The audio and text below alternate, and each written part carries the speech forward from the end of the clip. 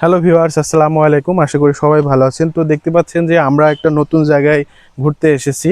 তো আমাদের গ্রাম অঞ্চলে আসলে যেসব পরিবেশ, তো সেসব পরিবেশগুলো আপনার একটু দৃষ্টি আকর্ষণ করতেছি। দেখতে পাচ্ছেন যে আমাদের এই যে গ্রামের যে আসলে একটা পুকুর দেখেন পরিত্যক্ত অবস্থায় কিন্তু পড়ে আছে। তো পুকুরের চারপাশে দেখতে পাচ্ছেন যে কত ময়লা আবর্জনায় কিন্তু কত বিচ্ছিন্ন একটা বিচ্ছিন্ন একটা পরিবেশের মধ্যে কিন্তু ওখানে সবাই বসবাস করতেছে। তো এই পুকুরটা কিন্তু অনেক দিন যাবৎ ধরে পড়ে আছে আমাদের এই পুকুরটি। এখানে কোনো মাছ চাষ করা হয় না।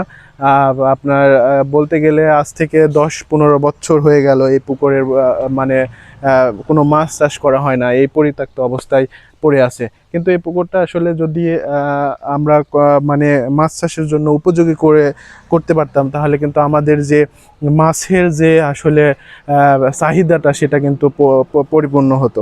তাছাড়াও কিন্তু আমাদের হচ্ছে এই পুকুরের মাছ চাষ করলে কিন্তু সেই মাছগুলো বিক্রি করে কিন্তু আমরা একটি ভালো পরিমাণ টাকা কিন্তু ইনকাম করতে পারতাম।